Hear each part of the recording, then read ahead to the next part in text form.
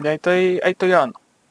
Ya después se lo subo al drive que está en el link que lo subí en un anuncio creo que la semana pasada. Así que ahí por si... acuérdense que van a estar todos los videos. Ya, entonces, ¿en qué parte estaba? Ah, en las variables. Ya, pues entonces, ¿cómo escribimos el látex? Bueno, para el que no sabe, acá está como la forma. Siempre, a cada uno lo que puede hacer es colocar los gatos para darle el tamaño. O sea, sí, sí, el gato.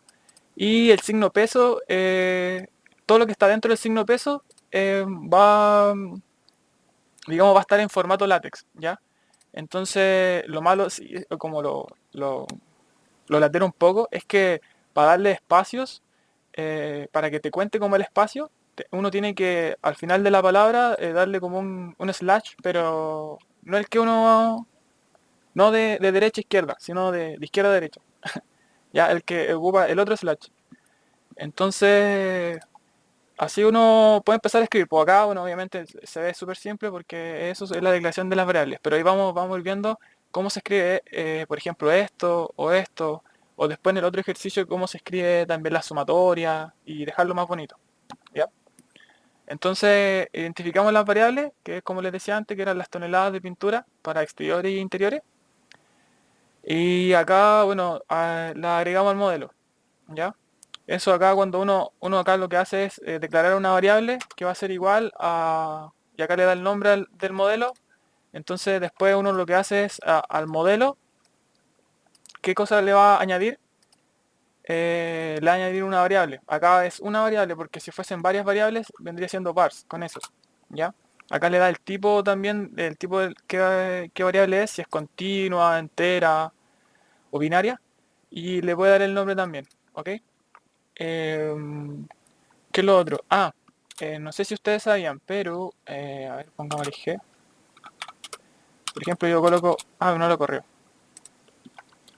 Voy a correr. Aquí me tira error porque... Pero esto. Mira, punto. Y si ustedes apretan Shift, Tab, les sale ¿qué puedo hacer yo? Y si apretan de nuevo Tab, manteniendo el Shift, les va a salir lo que ustedes pueden hacer. ¿Qué función? Oh, espere. De nuevo. Ahí sí. Si ustedes se dan cuenta, acá les sale todo como la documentación. ¿Ya? Como para qué sirve que cada cosa, y ustedes pueden ir viendo qué pueden hacer, ¿ya? Esto es muy bueno porque uno cuando hace código no siempre se acuerda de las cosas, po. Y obviamente la memoria es frágil, pues entonces igual uno no se las sabe todas. Y acá esto te ayuda harto, te apoya mucho. Para cualquier cosa que uno se olvide, alguna función o cosas así, está como ese tip.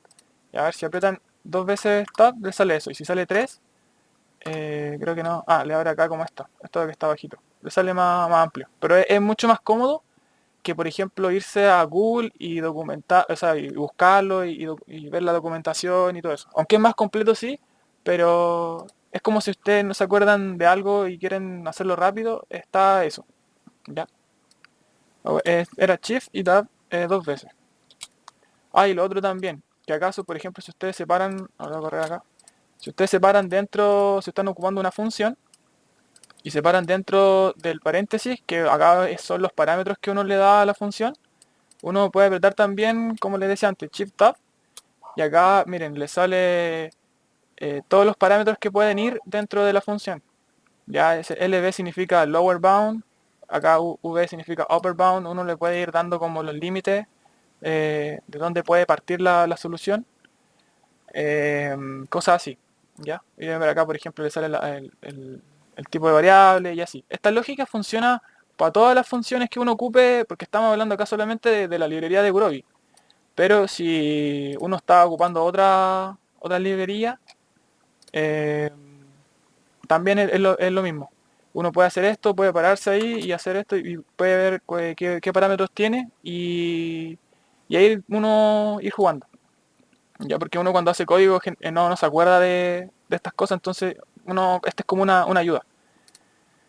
Entonces, después de eso, seguimos con la función objetivo. Entonces, armamos la función de objetivo, ¿cierto? Y aquí lo que está haciendo es minimizar, pero Minimizar Z. Pero creo que decía maximizar, ¿o no?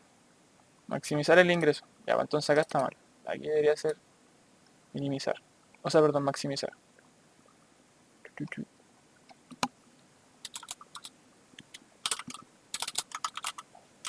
Ya, y miren, acá si ustedes quieren poner en látex, acá está como se dan cuenta, está entre los signos de peso. Pero si ustedes quieren agregar un punto, como, esto es como, así se agrega como el punto como el de la multiplicación, digamos. Entonces con el slash sidot y ahí, bueno, le sale el puntito. ¿Ya? Igual un poquito de su punto para ver mejor. Sí, pero lo voy a Ah, aumentar. Ahí, ¿o no? ¿Se ve mejor? sí, Ahí sí. Ya, acá. Miren, ¿saben qué es lo otro? Es súper bueno, miren. Están viendo eh, ¿dónde sale? Códigos en LaTeX. No, no, a ver. ¿De qué puse recién? Aquí está, símbolos matemáticos.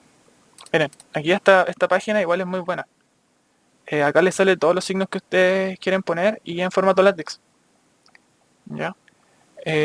Por ejemplo, si quieren poner un alfa, beta, gamma. Esto les digo porque si ustedes quieren ser ordenaditos y hacer los modelos para que después les quede y esto sirve mucho porque hay veces que uno da el ramo o da la prueba y a veces se olvida. Entonces, esto es para escribirlo y quede más bonito. Entonces, después te permite a ti recordar de mejor manera lo que tú estás haciendo. Y también le sirve porque puede que más adelante en un futuro les pidan hacer algún informe también, o ya de hecho algunos ya por lo que he sabido han hecho también informes en látex, entonces esto ayuda harto. Ya este link ustedes ponen símbolos matemáticos en látex y les sale. O de hecho igual colocan cómo escribir el látex también en Google y les salen varios tips. ¿Ya? ¿Qué más hay? Bueno, eso. Entonces aquí está la función objetivo. Eh, una buena práctica es siempre la función objetivo, digamos, eh, crear una variable que contenga la función objetivo, porque así es más ordenadito. Porque uno podría poner acá la función objetivo y todo el tema, pero se ve más ordenadito si uno mejor lo deja como una variable. ¿Ya? Y acá pone todo acá lo que tenga que ver con lo que uno está tratando en el problema. ¿Ok? ¿Cómo agregar las restricciones? Bueno, acá estas son las restricciones que se pudieron identificar en el problema. Ya no voy a entrar en detalles de qué línea es esto y qué línea es esto otro, porque es relativamente sencillo. Ya no tiene como mucha relevancia, sino que más que nada es el ver el tema del código. Ya, entonces acá uno va escribiendo, como les dije, las restricciones. Uno lo puede hacer todo en simple celda, no es necesario de separarlas cada una. ¿Ok? Y lo otro es igual, mira, por ejemplo, si ustedes quieren cambiarle el color, acá no está en látex, pero si uno pone font, eh, ahora sí, font igual, color, a ver, cómo era, ahí está, ahora sí, color igual, y por ejemplo pongámosle algo que sea bonito, yellow, miren, ¿ven que cambió de color? Entonces uno puede ir, digamos, enchulando el notebook para que quede bonito. Ustedes les pueden poner distintos colores, por ejemplo, pongámosle red. ¿Ven? Entonces así ustedes pueden hacerlo parte por parte y les queda más bonito. Esto sirve más que nada, para tener más claridad en las partes que uno está haciendo. Yo, por ejemplo, en proyectos de cadena de suministro, tuve que utilizar el TSP, pero ocupando distancias reales. Entonces tenía que ocupar muchos códigos y varias partes, ocupar JSON, el OSRM y que son otras cosas, pero que también tenía que tener todo ordenadito en el código. Entonces esto les sirve para decir, oye, ¿sabes que ya en esta parte tengo esto, ya esto otro? Entonces después no pierden tanto tiempo y son más productivos cuando están haciendo código. Eso. Ya.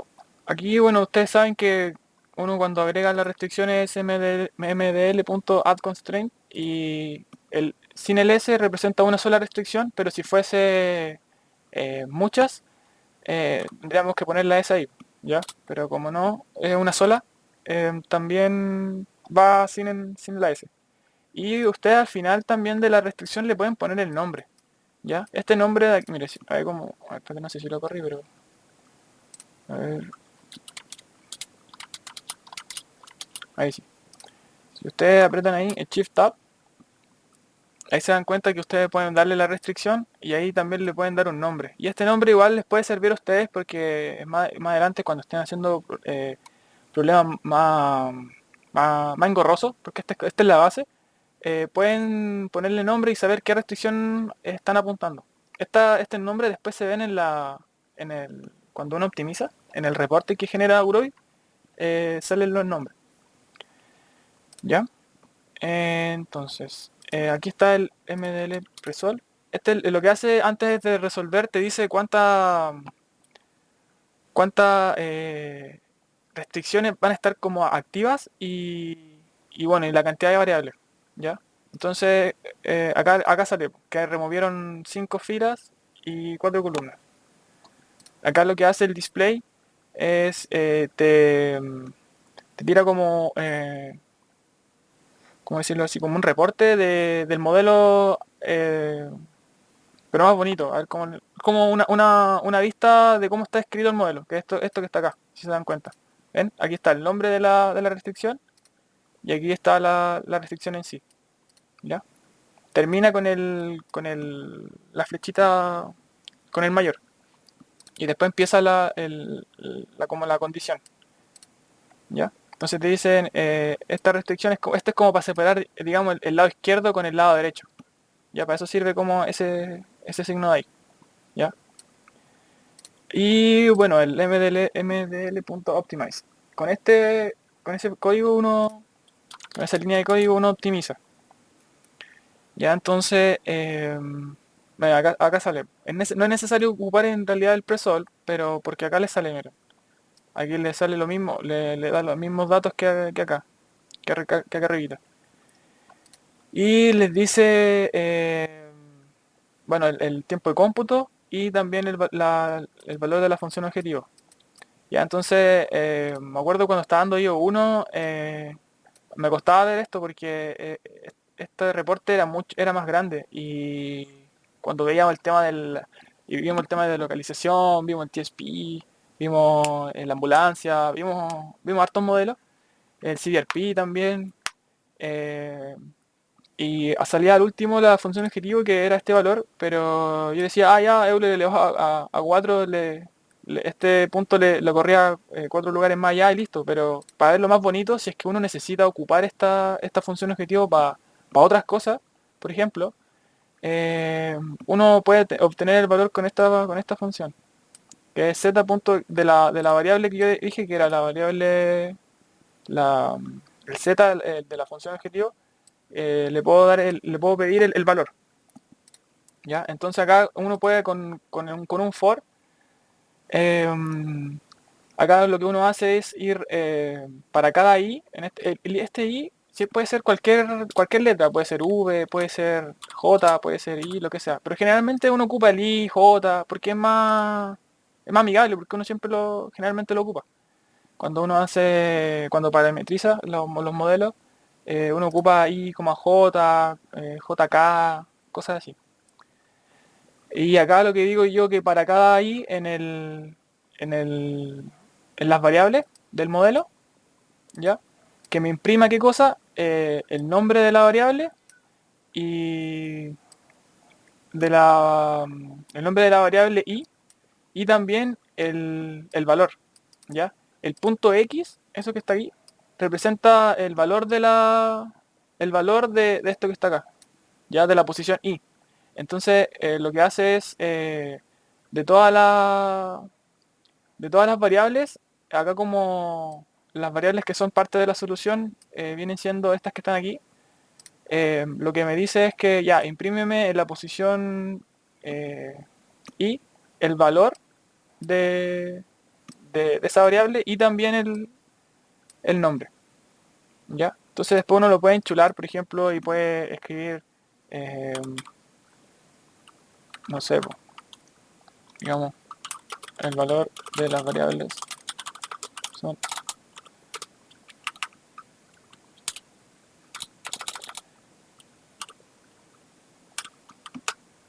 No sé, pues uno lo puede ir... A ver, a ver.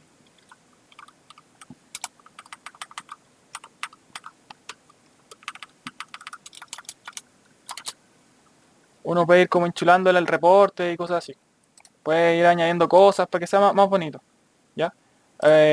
Uno puede escribir, acuérdense, siempre un string entre comillas y si quiere seguir escribiendo, hacer algo, coma y ahí puede poner algún valor como esto, por ejemplo. Esto acá te tira el nombre que vendría siendo el X y aquí vendría siendo el Y. Que, que en este caso el Y va asociado la posición y va asociado al valor, ¿ya? Entonces, ¿qué es lo que más, lo otro? Como les decía, po, acá uno puede obtener el valor de la función objetivo, ¿ya? Y aquí uno puede que el valor de la función objetivo es tanto. Y aquí le sale mucho más bonito que, por ejemplo, que esto. Que hay veces, bueno, esto es un problema pequeño, es sencillo interpretar esto, o sea, escribirlo y todo, pero hay veces que no es tan sencillo cuando estamos trabajando con grandes cantidades de datos, ¿ya? Eh, este código era para que se viera así. Esto es para que el formato que yo le tengo, porque si se ven está como con muchos colores, ayuda harto visualmente para ser más ordenado en el código. Este código era para poder graficar también con el mismo tema, porque si no sale igual así como blanco, como el Jupyter viene como por defecto. Entonces, lo otro que uno puede hacer también es graficar. ¿Se acuerdan ustedes que cuando nosotros estábamos en IO1 y escribía el modelo, ¿cierto?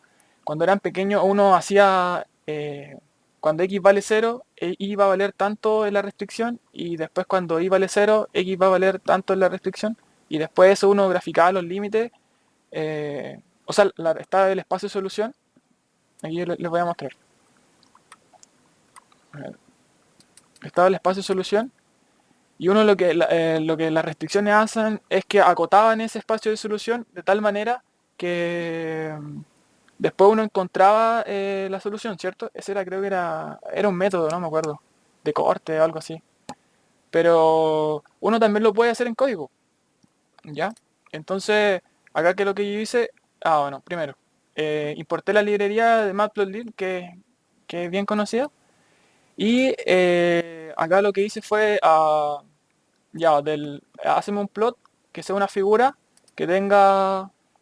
Voy a correr todo esto. Ahí.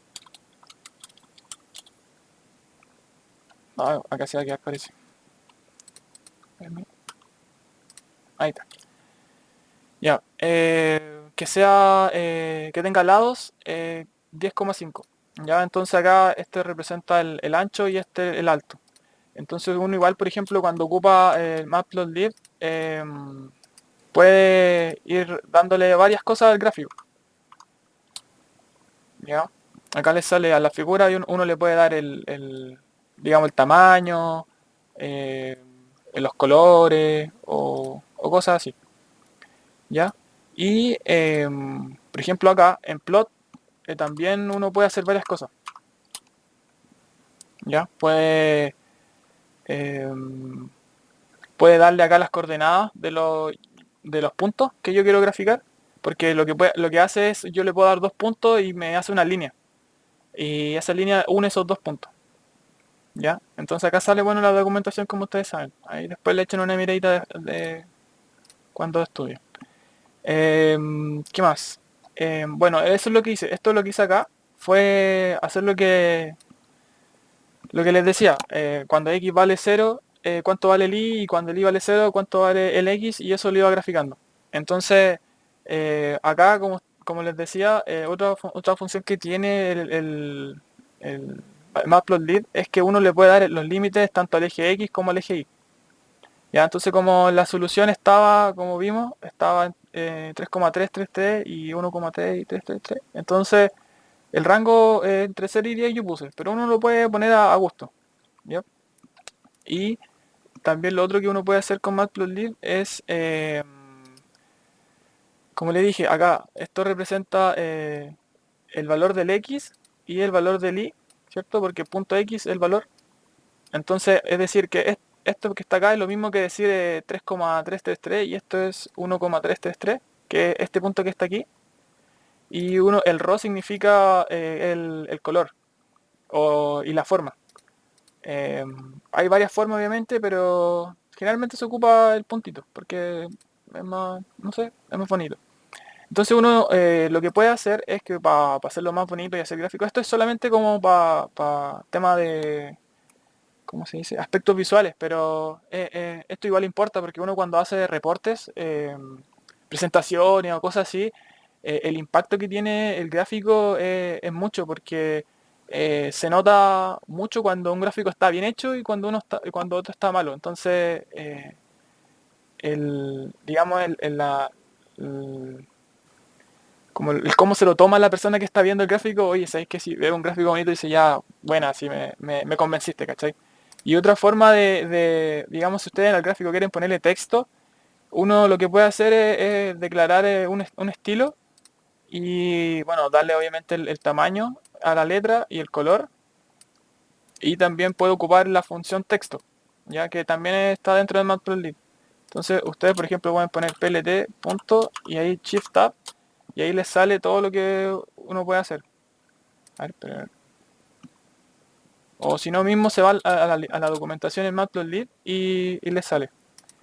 Entonces, ¿cómo se hace? ¿Cómo se pone texto en el gráfico? Yo lo que hice fue, lo que en verdad quería escribir era la solución óptima de hacer este puntito que está bajito. Si ustedes se dan cuenta ahí. El punto que está bajito. Ya, pero ahí salía un punto nomás. Entonces, ¿qué dije yo? Escríbeme el texto en ese punto, que viene siendo los valores de la solución, que son estos que están aquí. Pero ahí le agregué un más y un poquito 0,1, que vendría siendo en el eje X. Ese texto, muévelo un poquito más para allá. Porque si no, mire, si les quito esto, me, la, me lo pone como encima. ¿Ven? Entonces no se ve muy bonito que digamos.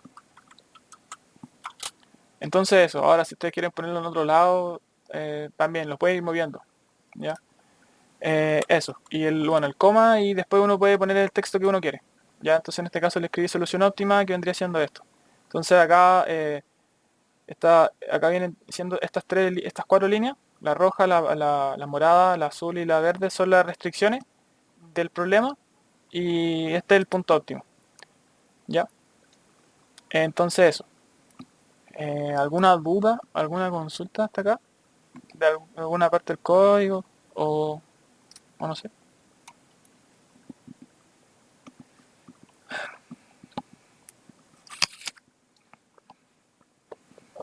Mm, ya bueno. Si tienen duda, me interrumpen nomás. Pero por lo que veo, está todo claro. Ya, entonces ese es el problema uno. ¿Ya? Este notebook, como les decía antes, se lo voy a subir, así que no hay problema con eso. Ya lo voy a cerrar por dentro. Ah, no, me voy a abrir. Este es el del área médica. Ya. A ver. Así. Ya, entonces, siguiendo con ese problema, ya se los voy a leer aquí. Problema 2.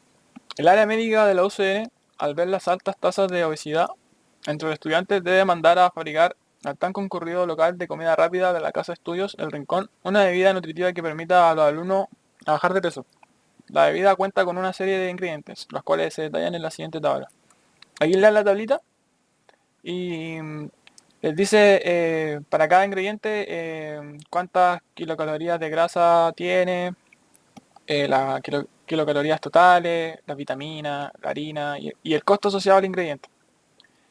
¿Ya? Entonces les dicen, entre los requerimientos, esto es la parte son las restricciones. Entre los requerimientos nutricionales que se le exige al local, la bebida debe tener un total de 250 a 340 calorías. Entonces la restricción va asociada a esta parte de acá. kilocalorías, sí, esta parte de acá.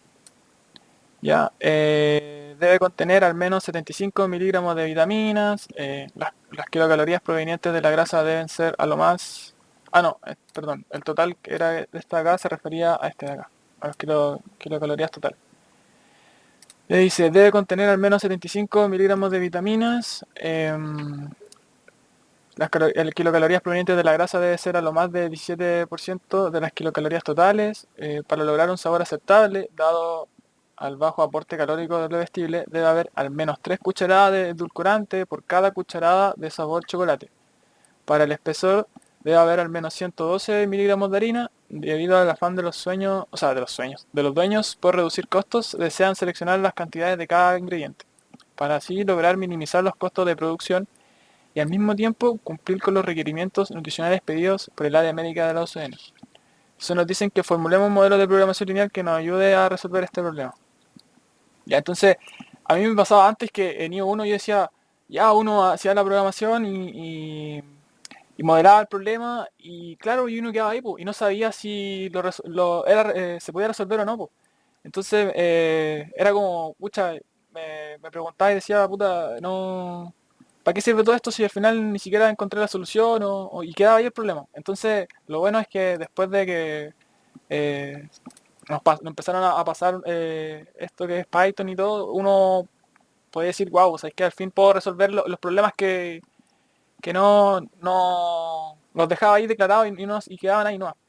Entonces, como este problema nos dieron la tablita, lo que hice fue esta tablita agregarle a Excel nueva, ¿ya?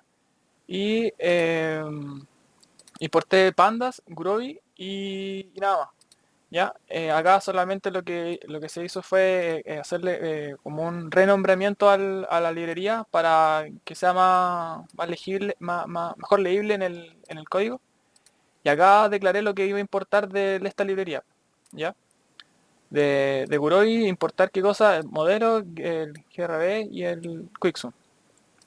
Ya, entonces, como igual muchos de ustedes saben, la idea siempre cuando uno importa cosas a Jupyter, al notebook, uno siempre lo que hace y lo más cómodo es declarar variables. Entonces uno siempre ocupa df, que viene siendo el data frame, y le puede poner el nombre que uno quiere, pero ahí para comprensión del problema le puse df-ingredientes, ¿ya? Entonces acá con esto leímos el Excel y lo importamos. Acá esto, como yo les decía antes, igual si ustedes se olvidan de algo, pueden apretar Shift Tab y ahí pueden ver todos los parámetros que pueden ir dentro de esa función. Ya le pueden dar también el número de columnas o darle nombre a los números de fila, darle el nombre a las columnas también. Acá igual uno selecciona la hoja que quiere trabajar del Excel, los encabezados también y así. Uno también puede darle también los índices a las columnas según otra cosa que uno esté haciendo. Entonces es bien útil. De hecho, Pandas es demasiado útil. Es la que nos permite manipular los datos de alguna manera. ¿Ya? Entonces está la tablita y como les decía, en los problemas de programación lineal uno siempre al comienzo declara los conjuntos, luego las variables y los parámetros para después así pasar a la función objetivo. Entonces el conjunto que se identificaba, que era el conjunto de los ingredientes, se podía escribir de esta manera, eh, que está así la celda, y bueno, las variables, que iban haciendo ya el ingrediente de tipo I, ya que era leche descremada, edulcorante y todo eso ingredientes. Entonces los parámetros también eso es a conveniencia propia, ¿ya? Eh, Estaban los parámetros que se pudieron identificar, que era la grasa, porque era la grasa que se utilizaba dependiendo del ingrediente, ¿cierto? Ingrediente I, porque para cada ingrediente había distintas grasas asociadas. También la grasa total, así como también las vitaminas y la harina también, la cantidad de harina a utilizar por ingrediente. ¿Ya? Y también el costo por ingrediente. ¿Ya? Entonces, acá está todo como les dije, en LaTeX. Ah, y eso es lo otro. Bueno, para el que no sabe, uno cuando en LaTeX quiere escribir un subíndice, lo puede hacer con el guión bajo. ya guión bajo y entre llaves lo que uno quiere poner dentro. Ya, entre llaves, en este caso el subíndice es i. Ya, eso. Entonces, luego de los parámetros, pasamos al modelo, que viene siendo la función objetivo. Y bueno, así se escribe la sumatoria en LaTeX. Slash sum guión bajo y ahí el subíndice. El índice donde va a recorrer la sumatoria. Desde ahí hasta un valor, hasta n o hasta donde uno le dé. Ya, o sea, eso depende obviamente del contexto del problema, pero, pero esta es como la utilidad. Bueno, aquí hago en el puntito con slash cdot. Entonces, aquí cuando uno escribe esto, uno ya, bueno, como ustedes saben, es más de lo mismo. Ya es la sumatoria, ¿cierto? Y uno va haciendo las restricciones del problema. ¿Qué más? ¿Qué más? Bueno, ahí está la sumatoria. Ah, y bueno, por ejemplo, a ver, si ustedes quieren hacer doble sumatoria, a ver, pongámosla acá, a ver si funciona. Ahí está, ¿ven? Miren. Aquí si quieren poner doble sumatoria también, así tal cual, como lo dice. Le agregan el mismo código, le cambian el subíndice y listo. ¿Ya? Pero ustedes ahí pueden ir jugando, pueden ir viendo qué pueden hacer. ¿Qué más? Ah, esto. Ya, esto es importante. Ya, mira, generalmente aquí lo que se hace y lo que les recomiendo que hagan es que cuando estén trabajando con datos de un Excel, ustedes creen variables con respecto a esas columnas de datos que están trabajando. Me explico. En la tablita, acá sale la columna, ¿cierto?, de ingredientes y está la leche descremada, edulcorante, sabor chocolate, suplementos, ¿cierto? Y para cada ingrediente tiene asociado un índice. ¿Ya? Esto es el que nos ayuda. No, de hecho, es el que nos permite después recorrer la lista y cosas así para poder llamarlo después. Pues entonces yo digo, de la columna de ingredientes, lo que quiero de esa columna es la posición, supongamos 2. Entonces, al colocar df-ingredientes, entre paréntesis, el nombre de la columna, cierro no el paréntesis, el corchete, y le pongo la posición, puedo llamar ese texto que está ahí, ¿ya? Y así sucesivamente. Entonces, acá, si ustedes se dan cuenta, acá está la columna grasa y tiene para la posición 0 tiene ese valor, la posición 1, 0, la posición 2, 19, y así.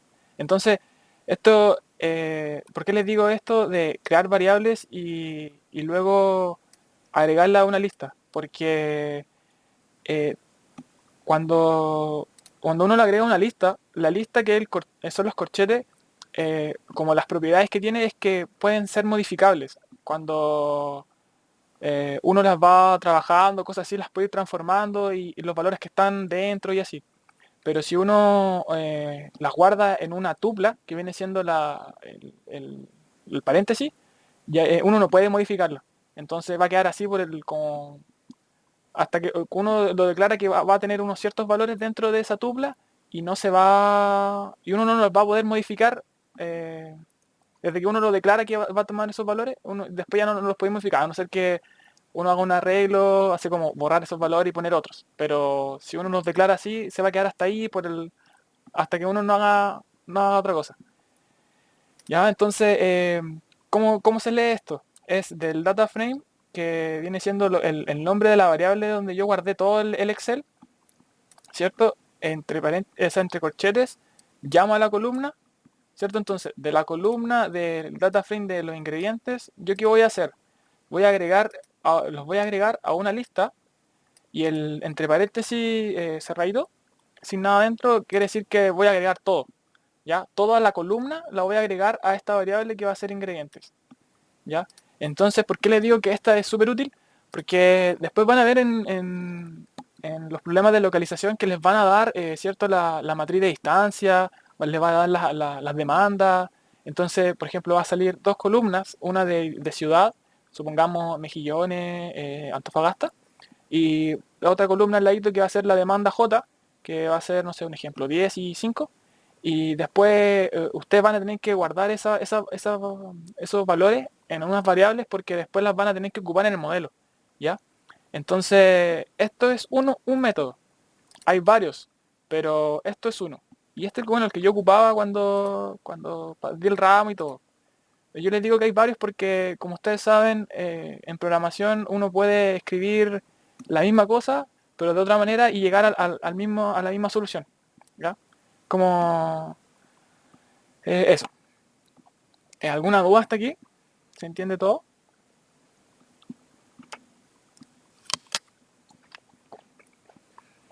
Ya.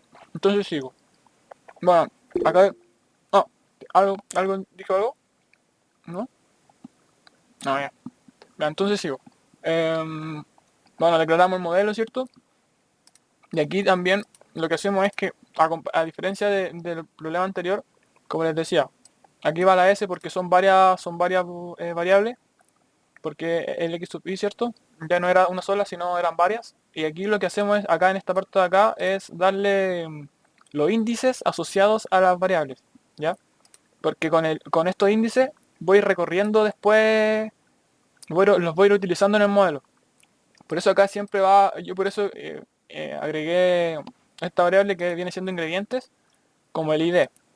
Ya, el ID viene dado por las posiciones de cada cosa. Ya, entonces la posición 0 representa la variable leche descremada, la posición 1 edulcorante, 2 sabor chocolate y así. ¿Ok? Entonces esa misma lógica también para esta variable que viene siendo grasa, agrego toda la columna eh, de grasa, ¿cierto? Del data frame y le agrego en una lista, ¿ya? Y así para cada uno, para los totales, para la vitamina, para la harina y para el costo. Entonces, aquí le doy cierto los índices y aquí le declaro qué tipo de variable es y su nombre. Entonces, aquí lo que hago es declarar la función objetivo, que es con el z, y a dónde está, esta, que es la sumatoria en i del costo del ingrediente i por el ingrediente i, ¿ya? Entonces, por la cantidad de ingredientes, ¿ya? Entonces, hacemos declaramos lo que habíamos escrito antes y para poder recorrer la sumatoria, uno dentro del paréntesis del quicksum, ¿cierto? Coloca el for i in ingredientes. Es decir, que acá for para cada los índices de la sumatoria, ¿en qué cosa? En ingredientes, que viene siendo como los índices de los ingredientes. ¿Ya? Entonces, cuando el i tome el valor de 0 en ingredientes, viene siendo leche descremada. Cuando sea 1 va a ser el edulcorante y así. ¿Ya? Entonces, es así se lee. Y aquí, bueno, agregamos la función objetivo. ¿Ya? ¿Qué más? Esta parte son las restricciones. Las restricciones. A ver, esta es la misma lógica de la sumatoria. A ver, otra cosa nueva. Eh, mira, si tuviesen dos subíndices, por ejemplo, eh, no sé, pues la sumatoria en i y la sumatoria en ¿cómo se llama esto? En j, uno en vez de poner acá for i in ingredientes, tendría que agregar de nuevo for j in ingredientes, por ejemplo. ¿Ya? Para poder considerar ese índice, para poder recorrerlo en la sumatoria. ¿Ya? Eh, eso. A ver qué más. Bueno, aquí está la restricción. Sí, pues sigue la misma lógica. Eh, eso. A ver, bueno, acá está el result, que ya lo había explicado. Display también. Y el optimize. Voy a correr esto.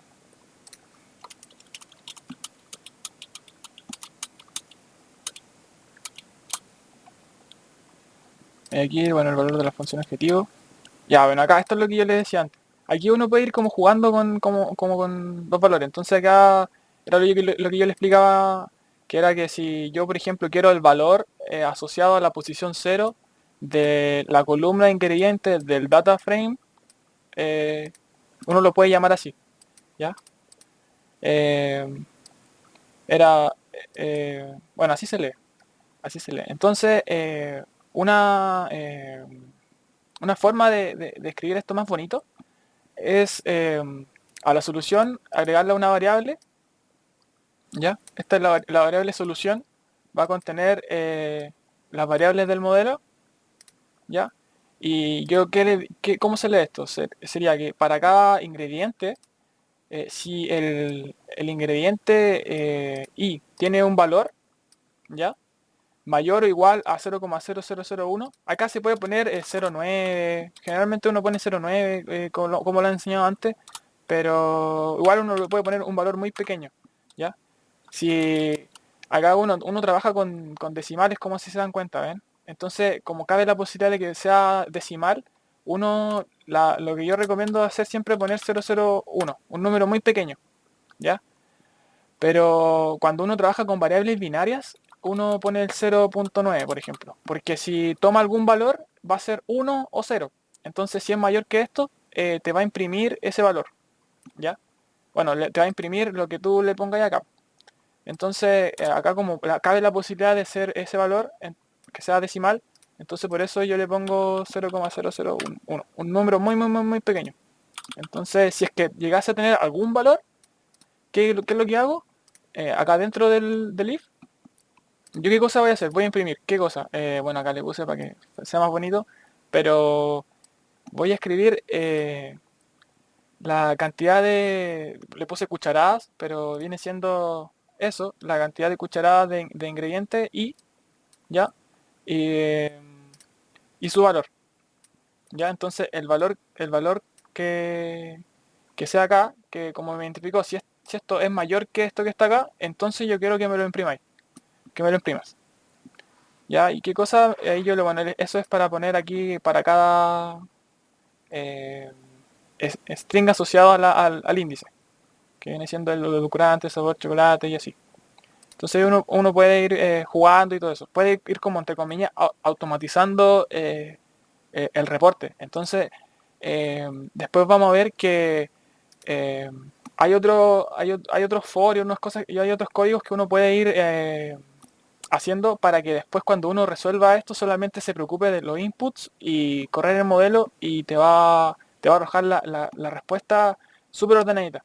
Por ejemplo, esa respuesta de que la bodega I abastece a la ciudad J, por ejemplo, haciendo estos for así, dándole estas condiciones, va a estar todo automatizado. Entonces la respuesta va a estar llegar y copiar esto y pegarlo y estaría. ¿Ya? ¿Qué otra cosa también se puede hacer con Groovy? Uno puede llamar acá, como bueno, le escribí aquí, le puede ocupar también los precios duales. ¿Se acuerdan eso de ello? Cuando hacíamos el tableau y todo el deseo. Entonces también uno puede llamar o puede ocupar los precios duales, también puede ocupar la holgura y también puede saber también los costos reducidos. Entonces esto es mucho más eficiente que estar calculando la mano. Se dan cuenta. Además la probabilidad de error es cero casi porque no solamente tienes que poner esto nomás y uno le entrega. Entonces me acuerdo antes nosotros teníamos que hacerlo a mano. Después cuando los chiquillos lo hicieron en Excel igual fue más corto, pero también era confuso. Entonces Python te soluciona muchas cosas. ¿Ok? Entonces esto es como cultura general, de que ustedes pueden, si es que después se dedican como, o sea, no dedican, pero les gusta esta área de lo que es programación y todo el tema, esto es bueno saberlo. Ya después cuando ustedes trabajen en cosas de investigación, y si es que les gusta, como les digo, es bueno. ¿Ya, chiquillos? Entonces, eso sería como la identidad de hoy, pues. Esto les voy a subir y también este notebook de acá. Lo importante sí, lo que me había dicho el profe era que supiesen que también lo que uno hacía a mano también lo puede hacer acá y se demora mucho menos, ¿ya? Eh, y bueno, y eso más que nada era para que ustedes aprendiesen a ver cómo que interiorizaran un poco lo que es látex y, y un poco de cómo leer también y cómo utilizar las funciones de Python.